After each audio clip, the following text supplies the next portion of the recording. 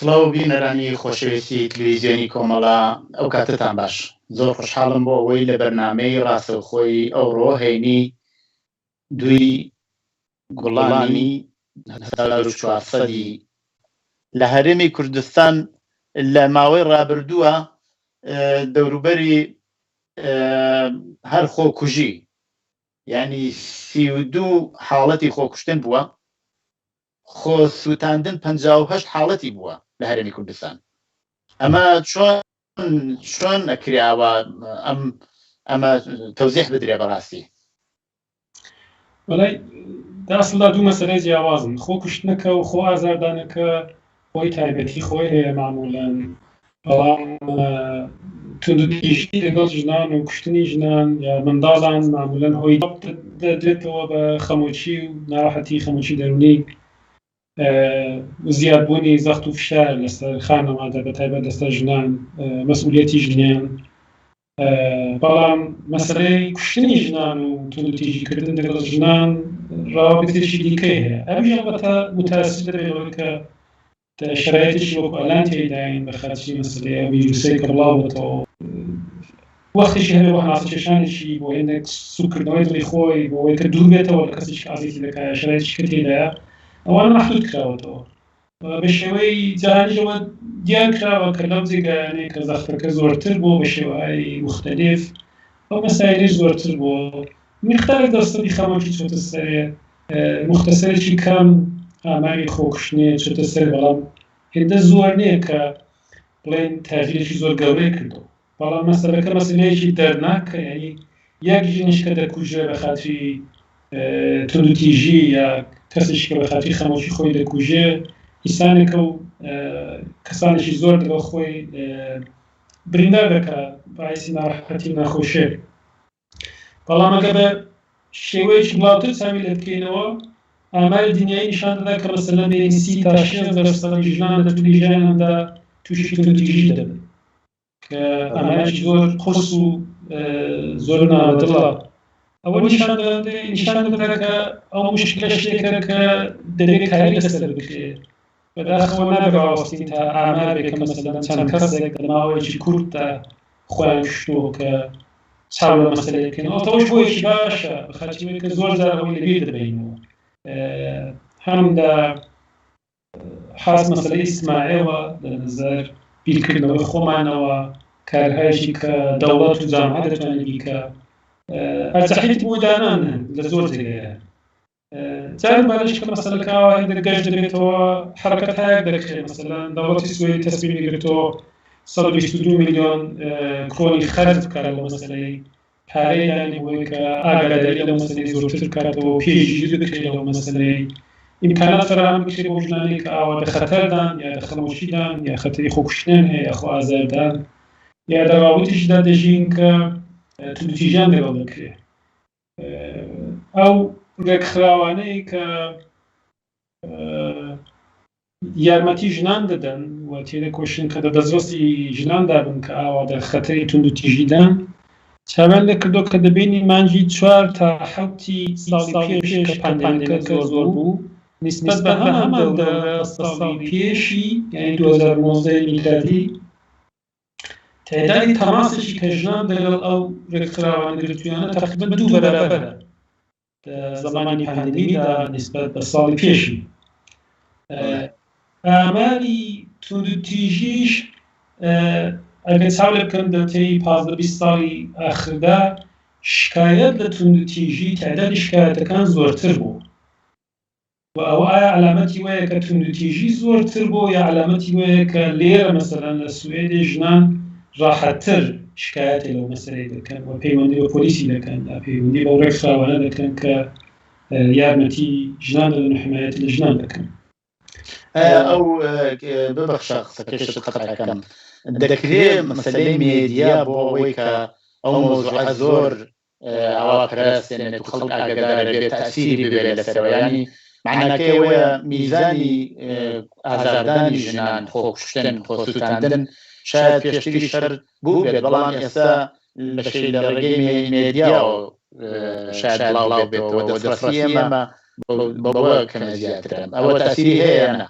البته مثبت شتێک کە باسی بکرێت و دەبێت دایمان بۆ بیری خەڵکی بینینەوە چونچین بناغەکانی ئەو مەسەلەی بناغەکانی توندوتیژی فەرهەنگ و بۆچوونی مەدایە لەکسەری وڵاتە شتێک نەکە فەقەت لە کوردستانە بێت لە بەعزە وڵاتێکی زۆرترە لە بەعزە وڵاتێکی کەمتر مثلا مقایسەی بینالمللی نیشان دەدا مثلا لە ژاپۆنی توندوتیژی زۆر کەمترە نسبەت بە مثلا بانگلادێشی یا بەعزێک لە وڵاتەکانی وەکو لای ئێران و عێراق وانە یا وەکو وڵاتەکانی ئەمریکای جنوبی بەڵام هەیە ئەوە زۆرە بناغەیەکی زۆر فەرهەنگی هەیە جاربارە بناغەی مەزهەبی هەیە بۆچوونەکە ئیمکانی وەی زۆرتر فراهم دەکا کە ژنان دەچۆسێنەوە دەفشاردان توندوتیژیان لەگەڵ دەکرێت و لە زۆر جێش مافێکی وایە نێ یعنی ئەگەر شکایەت بکەن وەگەر داوای حمایەت و کۆمەشت بکەن یارمەتێ بکەن ئەو یارمەتەی کە لازمە نەیانترێتێ بەڵێ ئایا دەوڵەت بە تۆری واقعی مەسئولی ئەم وەزعیەتەوە هاتووەتە پێشەوە ئەنی لە زۆربەی وڵاتەکان هەرەوەی وا بۆ خۆشتان ئاماژەتان پێکرد لە سێت ئەحزابی سیاسی دانیشتوو لە پارلمان فشاریان هێناوە بۆ حکوومەتی سێت کە لەو مەسەلەوە بێ کارێکی بۆ بکرێت مثلا موارد بووە باسی وایان کردووە کە نوعێک ئالارمی چی پێڵێن کە زەنگی خەتەر لێدات لە پێی ئەو کەسانە بێ لە پێی و پیاوانە بێت کە ئازار و ئەزیێتی ژنەکانەکەن یا خۆشکەکانیان یا ژنەکانیانەکەن ئایا واقعاً هینەکە ینی مەسئولیەتی ئەو کارە کەوێتە سەر خودی ئەو کەسەوە تووشی خەمۆکی بووە کێشەی هەیە یا دەوڵەت مەسئولیەتی ئەسری هەیە وەڵا هەروەکی گوتم مەسەلەی خەمۆشیەکە بەجێ ئەوە مەسەلەیەکە کە دەبێت ویش لەنظەر فەرهەنگیەوە کاری لەسەر بکرێت کە وەختێکی سان تووشی خەمۆشی دەبێت یارمەتی وەربگرێت ئیمکانی وەرگرتنی یارمەتی بۆ کەسانێکی خەمۆشیان هەیە زۆرترە مافیان لەو باسەیەوە ڕوونترە بەڵام ژنانێکی کە توندوتیژیان لەگەڵ دەکرێت لە زۆر جیان لە زۆر وڵاتان مافی کافیان نییە و ئەو یارمەتیە کە لازمە پێیان نادرێت دەوڵەت وەزیفەی خۆی هەیە بە شێوەی خۆی بۆ دەبێت ئیمکاناتی فراهم بکە بۆ وانەیە کە بە خەتەری زۆردان بۆ وانەیە کە ڕێگایەکی دیکەیانێ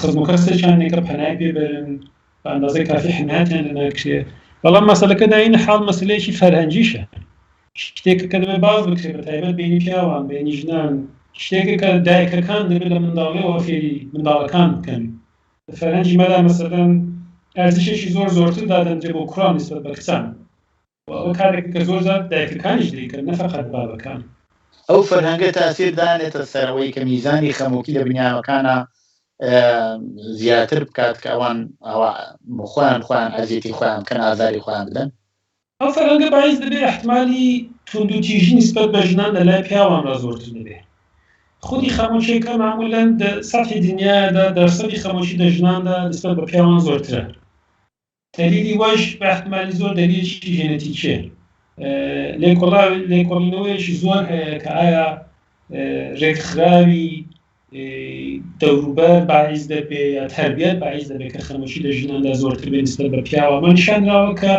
تا حدێکی زۆر وانە بەڵکی بناغەکە زۆرتر حاڵەتێکی ئامادەجی ژێنێتیکی هەیە و محیتەکەش خۆ معمولاً زەختێکی زۆرتر دەخاتە سەر ژنان مافێکی کەمتر بۆ ژنان دادەنێ ئیمکانی یارمەتی کەمترە ئیمکانی پێشکەوتن کەمترە ئیمکانی مستەقیل بوون کەمترە ئیمکانی نەزەردان کەمترە لە بەعزە وڵاتی وەکو ئێران ئەسڵەن خۆ ژن بە نیوەی پیاویش حساب ناکردرێت و مافی بۆ دەنانکرێت ئەوەش باعث دەبێت بە شێوەهای مختلف ئەگەر زەمینەیەک بۆ خەمۆشی هەبێت یا بۆ ناکۆچی دەرونی خۆ احتمالی زۆرتر دەبێت بەڵام بناغەیەکی ژێنێتیکیش هەیە دەوێت کە تەفاوتێک هەیە بینی ژن و پیاوان هەروەکی کە مەسەلەن دەرسەدی بەعزە نەخۆشیێکی دەبینی کە وەکو مەسەلەن ئاوتیسم بە کوڕاندا زۆرتر نسبەت بە کچان یەکسری تەفاوتی بینی ژن و پیاو هەیە لە نەزەر ژێنێتیکیەوە بەڵام محیتیش تاسیری خۆی دەکات 100%.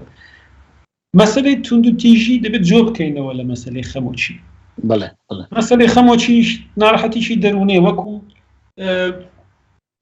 وەکو چۆن ئەمە چاو لە مەسەلەن لە سەرمابوونێ دەکەین چاو مەسەلەن زوکامێ دەکەین نەخۆشی معمولی جسمی دەکەین نەخۆشی دەرونی شتێکی زۆر عەجیب و غەریب نییە و دەبێت سەبرا قبولی بکەین کە ئەگەر ئینسان ژیانێ بکە دەتوانی ژیانێکی داموچینە تووشی ناکۆچی دەرونیش بێت چینە تووشی خەمۆکیش بێت لە هەر سێژنەی ژنێک بە توولی ژیاناندا دەورەیەکیدا حەداقل تووشی خەمۆکی دەبن.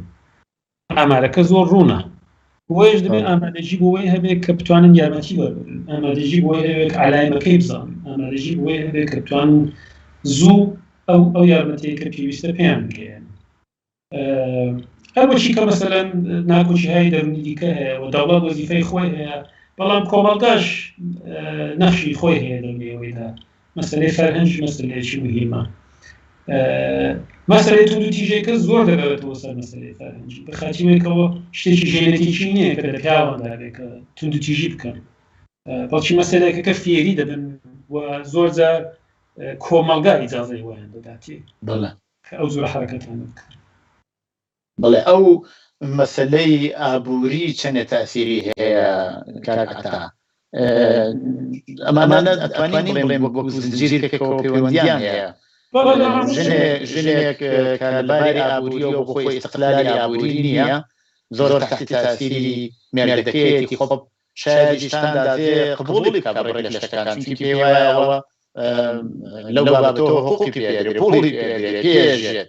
بۆیە ئەوە بەکو حاڵەتی قبوڵکردن دێکە، یعنی ئەبێ هەوڵ بدرێت لەباری ئابووریەوە ژنان بێنە ئاستی پیاوان لە کۆمەڵگەدا، وانییە؟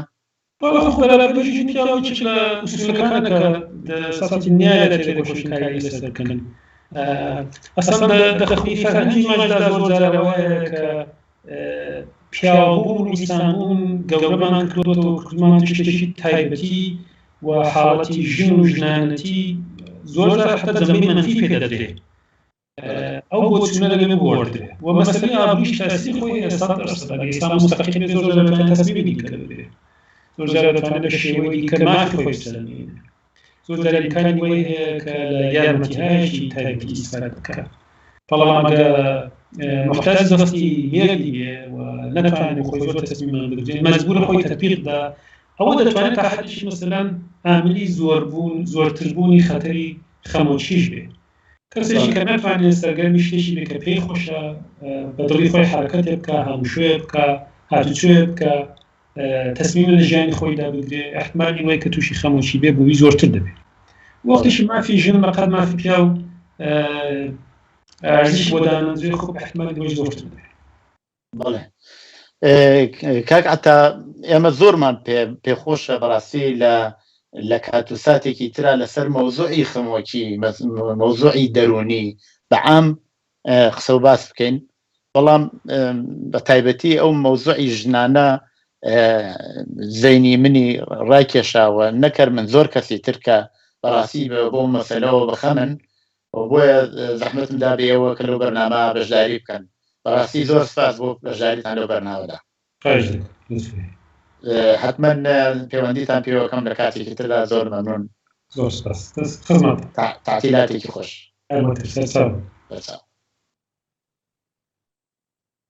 بەڵێ بینەرانی خۆشەویست، هەروەک کاک عەتاش لە قسەکانی ئیشارەی پێکرد، بە تۆری واقعی کۆمەڵگا ئەتوانێت تاسیری ببێت لەسەرەوەی کە چۆن هەڵس و کۆت دەکرێت لەگەڵ ژنان، و ئەمە ئەتوانێت زۆر لە کۆمەلگایەکە کە لەباری ئابووریە پێشکەوتووە، لە کۆمەلگایەکە کە مبارزەیەکی زۆر بەرین و ئەتوانم بڵێم بە درێژایی ساڵیانی ساڵ پێشچووە، طبعاً موقعیەتی ژنان لە کۆمەلگادا باشترە، بەڵام دیسان ئەوە هەر جواب دەرەوە نییە.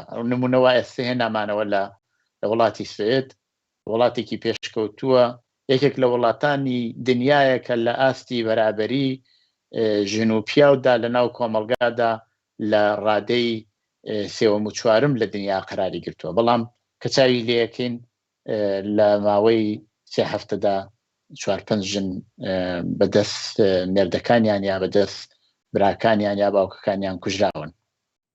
لە هەر حاڵە ئەوە مەوزوعێکە کە ئێمە حتمما زیاتر ئاوڕی لێ دێنەوە، قسەی لەسەرەکەین، هیوادارم ئێوەش لەو بابەتەوە لەگەڵ ئێمە بەشداری ئەو بەرنامە بن. داواکەم لە هاوڕێیانی تکنیک کە کلیپێک دابنن تا بچینە سەر مەوزوعی دواتر.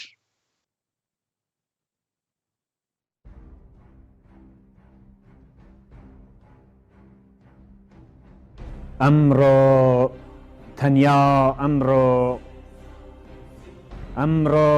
تەنیا ئەمڕۆ فیتوی قەتارەکان بێدەنکەن، سیگناڵی کەشتیەکان لێمەدەن، دووکەڵ بە دووکەڵ کێشی کارخانەکانەوە ڕەواو مەبینن،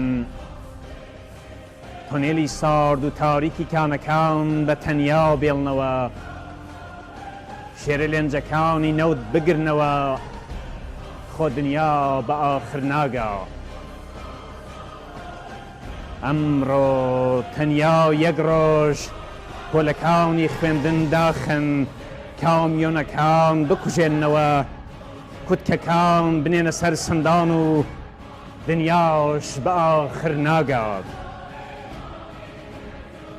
ئەمڕۆ تەنیا ئەمڕۆ شەقامەکان مەماڵن، زبڵدانەکان مەڕێژن، بێڵەکان بەبێ نانی برژاو لە تەنورەکان دەرکێشن، بە تەقەڵە ڕەنگاڵیەکان شیتاڵەکانی ڕووتی مەدورنەوە، دنیاش بە ئاخر ناگات.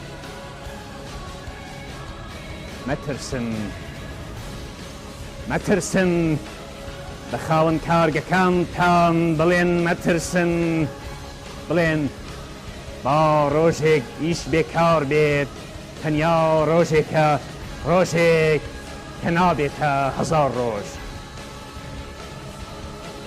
ئەو کاتەی کە دائەنیشن و سەعات و ڕۆژ و مانگ و ساڵەکان چرکە بە چرکە ئەژمێرن بۆ ئەوەی نەکات چەند چرکە کەمترم بەهرە بەخشی بێت، ئەو دەمەی کە دائەنیشن و یاسای ڕەنج و دەستڕەنجم بۆ ئەنووسن، ئەو کاتەی بە گشت وجودەوە سەیادن تا نەکا بە ئەسپەکەت بێژم قاتر. ئایا بیرت لەوە کردوتەوە منیش دەمەوێ ڕۆژێک تەنیا ڕۆژێک ئەویش یەکەمی ماون جیمەی کە ڕۆژی منە دەست لە کار چێشمەوە؟ پێویست ناکات ئەزیەت و ئازار و بەرخۆتان بدەن و هەوتوویەکم بەناو بکەن. ئەم بەردە قورسە نێوتان دەخات، ئەو یەک ڕۆژەم بەسە تا سەرمایە بەم زەربەیە زرینگە بزێتە مێشکی و دابمێنن بۆ ئاهێک بە بەهرەی بگۆڕنەوە. تەنیا ئەم ڕۆژە کافیە ڕاوەستا و گەردەن پەراز دێمە دەرێ، سەری بەرزی پڕغورورم لەو ڕۆژەدا بۆ یاساتان دانانەوێ.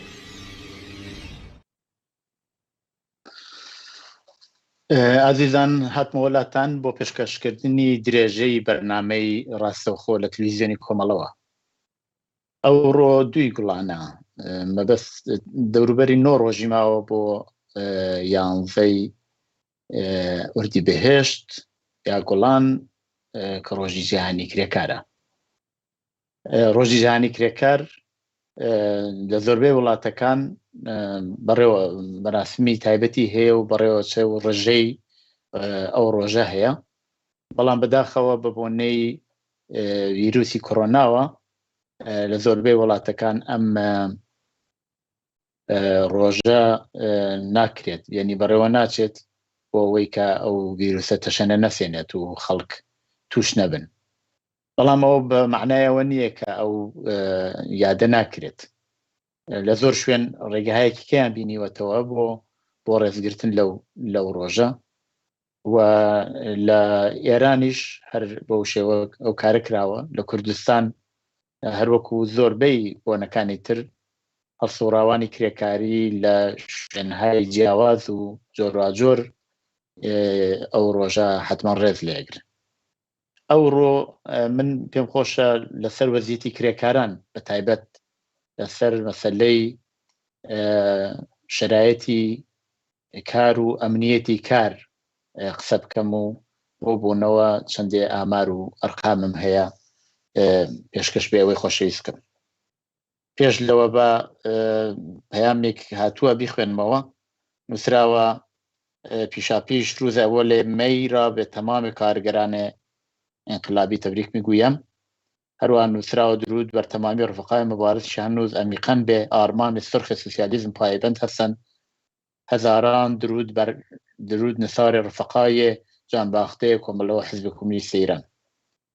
لە مەوزوعی پێشووە ئەمە هاوڕێیە دیسان پەیامێکی داناوە هەرچەند تەواومان کرد بەداخەوە من چونکی میوانێکم بوو نەمتوانی باسی بکەم بەڵام دیسان پەیامێکی هەل لە بابەت و مەوزوعی پێشووە داناوتیتی کوشتنە زەنان و دختران فقط حەزب فیزیکی نیست رفیق محروم کردنی این بخش عظیم جامعه از حق انتخاب و حقوق برابر و انسانی هم یک نوع کشتن است. مذهب و سرمایه وقتی با هم پیمان شومی علیه بشریت بستند نباید متعجب شویم که در راستای دفاع نامیمون از ناموس انسانی چنین دردآور کشته شوند. زۆر سپاس بۆ پەیامەکەتمان گەیاند لە کەبینەوە سەر مەوزوعی ئەو ڕۆمان ینی ڕۆژی کرێکار و وەزیەتی شەرایەتی کار لە محلی کارە و لە محیتی کارە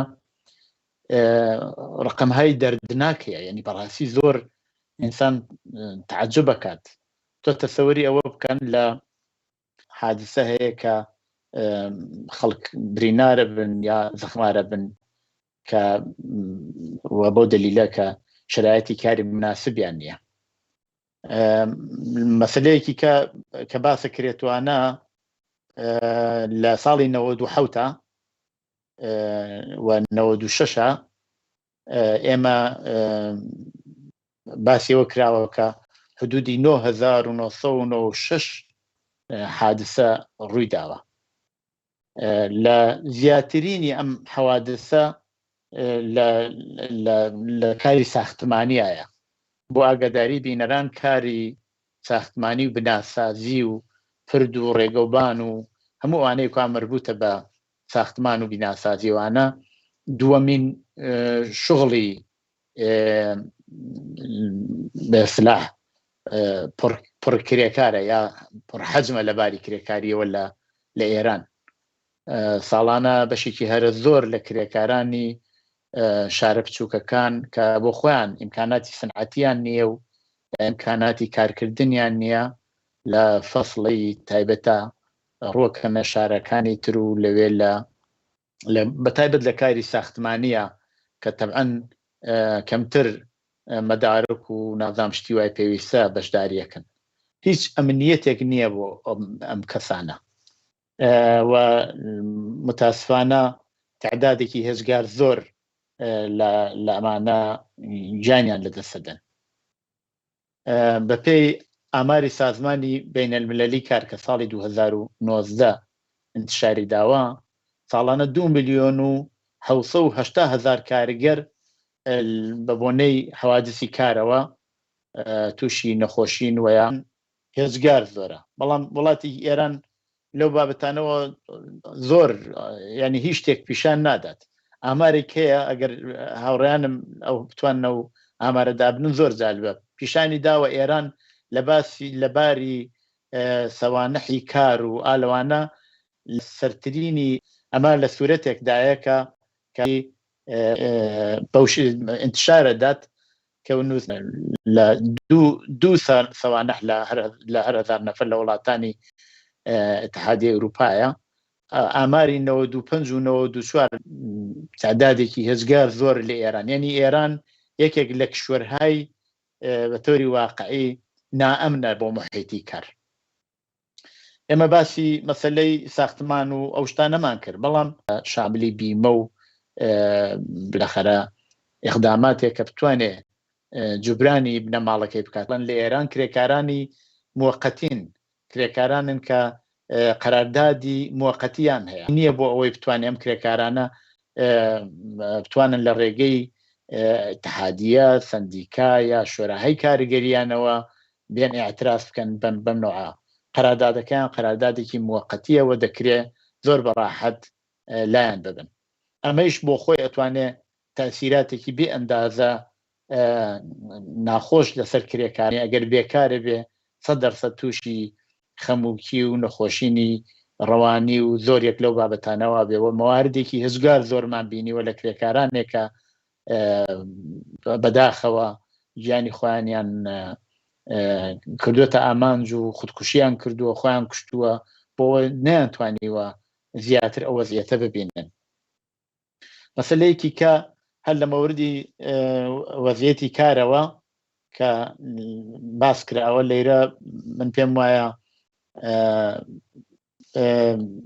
باشە بیبیستین ئەوی شەوەیە کە لە وڵاتانی هەنهای ئاوا دەوڵەت مەجبورەکەن یا ساحبکار مەجبورەکەن بەوەی کە ئەمنیەتی کار بۆ کرێکاران بە وجود بێرێت.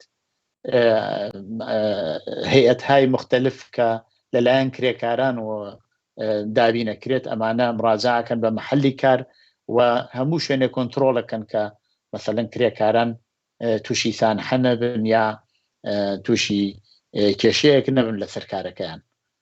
جیا لەوە مەسەڵەن ئێمە بینین بەڕاستی لە وڵاتی ئێمە هیچ ئەمنیەتێکم حفاظەتێک نییە بۆ ئەوەی کرێکارێ خۆی بپارێزێ لە کڵاخودەوە بیگرا هەتاکو و نەوعی لیباسەکەی ئەو پایانەی واچێتە سەری و لێەوە لە خەرە سەختترین و بە شێوەی زۆر خەتەرناک کاروبارەکە ئێباتە پێشەوە. هەموو ئەمانە بەڕاستی ژیانی کرێکاران خاتە خەتەرەوەی خاتە مەتەرسیەوە.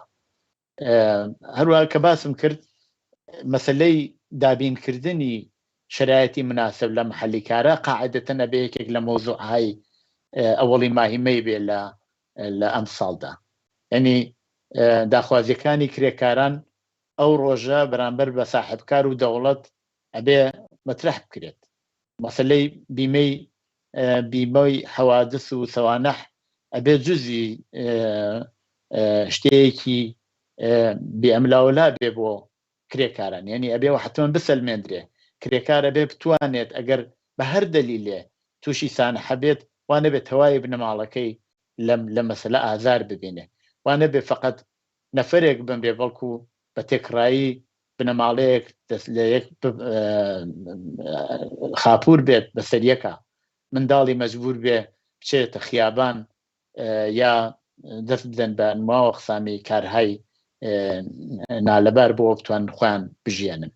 ئەمانە هەموو بەڕاستی تەئسیری زۆری ئەبێ لەسەر کرێکاران.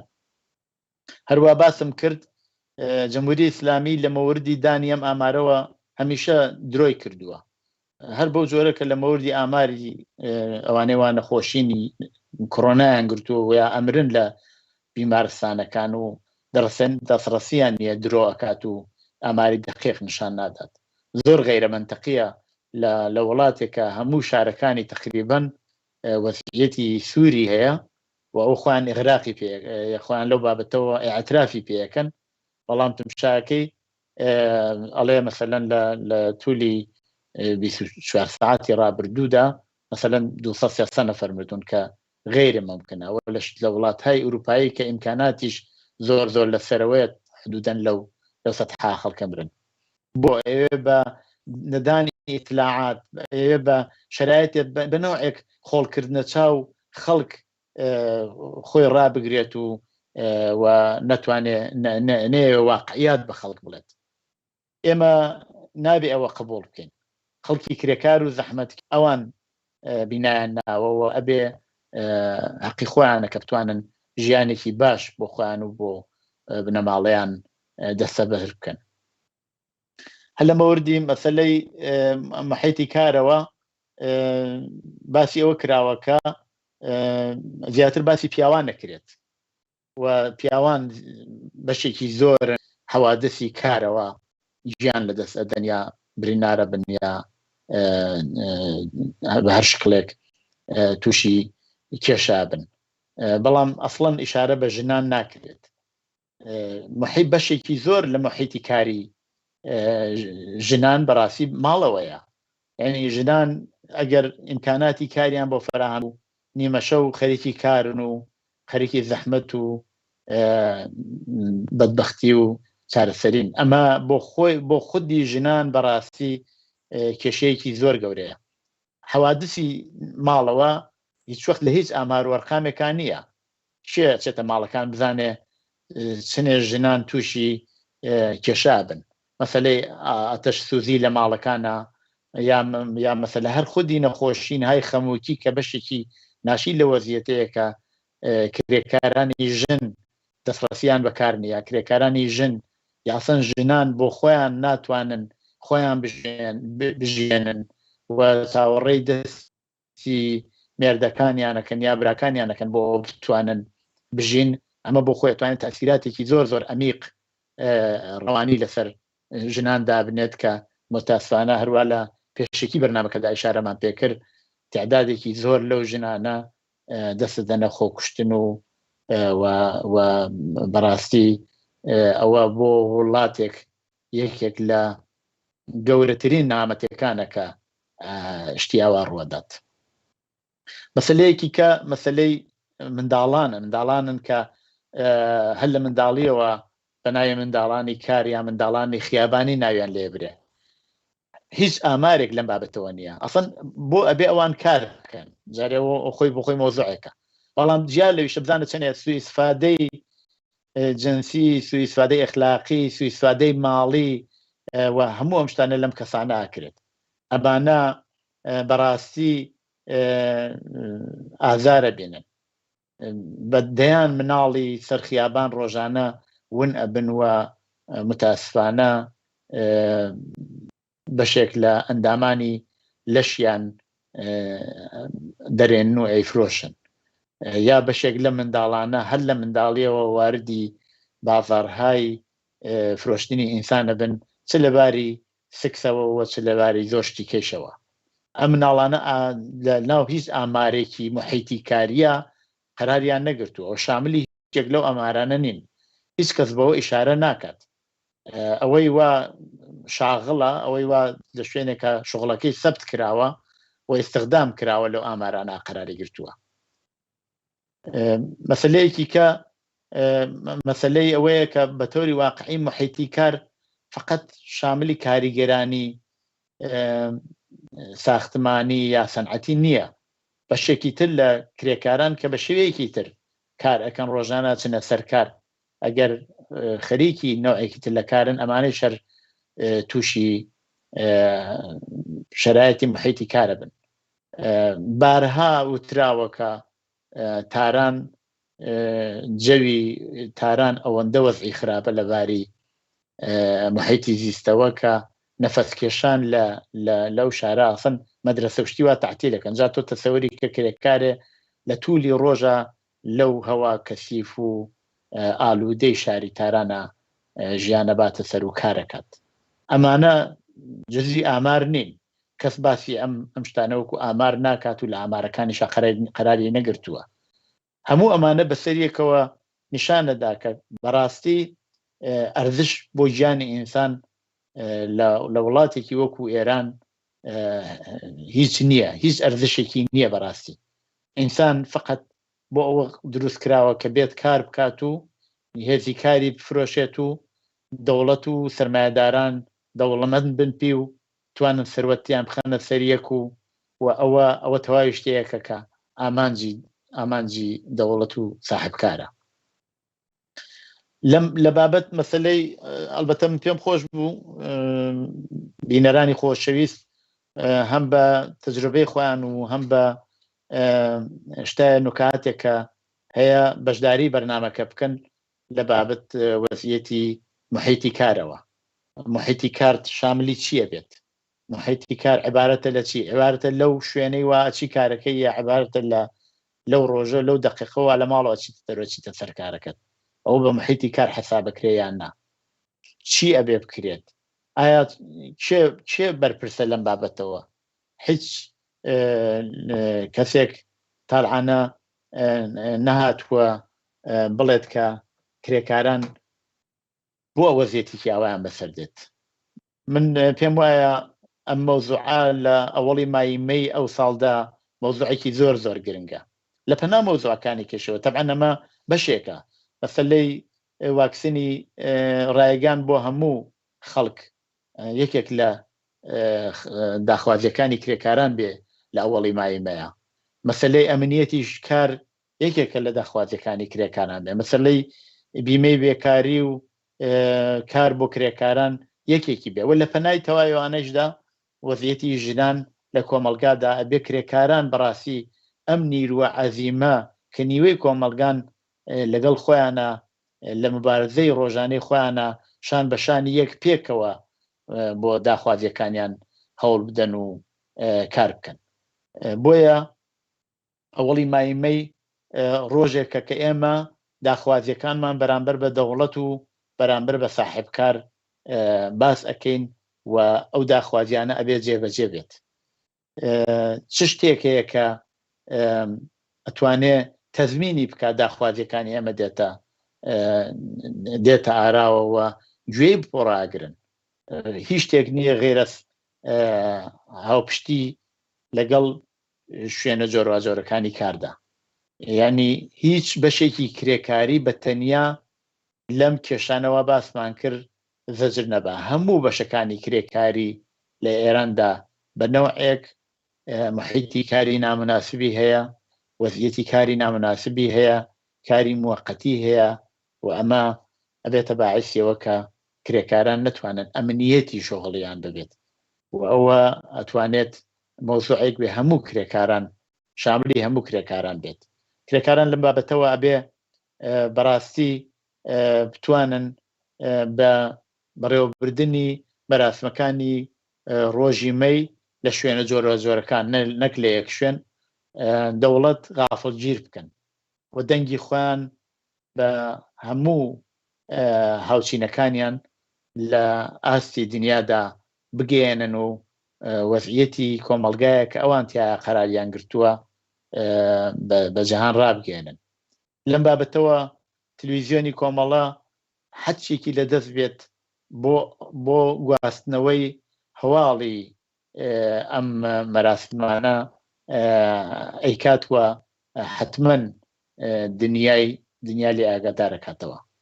ئێمە جیا لە تەلەڤیزیۆن لە تەریق مێدیای کۆمەڵە مێدیا نەتوەرکەوە کە هەم لە فەیسبوک، ئینستاگرام، تویتەر، یوتوب و هەموو ئەو شوێنانە ئێمە ئەم بەرنامانە بڵاوەکەینەوە و ئەنعکاسی هەموو مبارزاتی کرێکاران دەدەین. بۆیە ئێمە داوامان ئەوەیە کە ئەم شوێنانە ئەم ئادرسانە دەست بە دەست بگەێنن و هاوڕێیان و دۆستانی خۆتانی لێ ئاگادار بکەن. ئێمەش هەموو ئەمانە بۆواکەین کە بتوانین بەشێک بین لەو وەزیەتەوە لە جەماعەیە، بەشێک بین لە مبارزەی کرێکاری. ئێمە ئەمانەوێت دەنگی کرێکاران بین. بەڕاستی ئێمە ئەمانەوێت کرێکاران بە هەر شکلێک بێت بتوانین تاو جێگەی کە پێمانەکرێ فشارێکی کەمتر لەسەر کرێکاران فشارێک لەسەر کرێکاران کەم بکەینەوە و بۆ ئەو مەسەلە هەنگاو ئەنین و کارمان کردو و کاری شەکەین. کۆمەڵە لەم بابەتەوە تاریخێکی پڕ لە شانازی هەیە بۆ دفاع لە کرێکاران و کرێکاران بەڕاستی لە کوردستانەوە فقط خۆیان لە کۆمەڵە ئابینەوە زانن ئەوە کۆمەڵەیەکە ئەتوانێ دەنگی ئەوان بێت. ئێمە لەم بابەتەوە لەم بەرنامە و لە بەرنامەکانی ترا تا ڕۆژی یەکی ئەیار حتمەن بەرنامەهای جۆراجۆرمانە بێت و هەوڵە دەین بە شێوەهای تایبەت هەروەکە چۆن ئێستا باسی مەسەلەی محیتی کارمان کرد، باسی مەسەلەی بەشە جۆراجۆرەکانی وەزیەتی کرێکاران بکەین و داواکەین لەم بابەتەوە ئێوەش هاوڕێمان بن و یارمەتیمان بدەن بۆ ئەوە بتوانین ئەم بەرنامانەمان بە شێوەیەکی باش ببینە پێشەوە. من لەم بابەتەوە بەڕاستی قسێکی زیاترم نییە.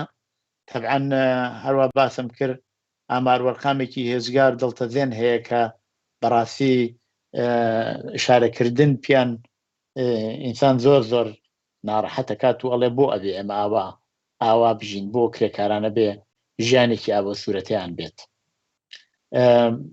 داواکەم لە هاوڕێیانم ئەگەر کلیپێکیان هەیە بڵاوی بکەنەوە و دوای ئەوە من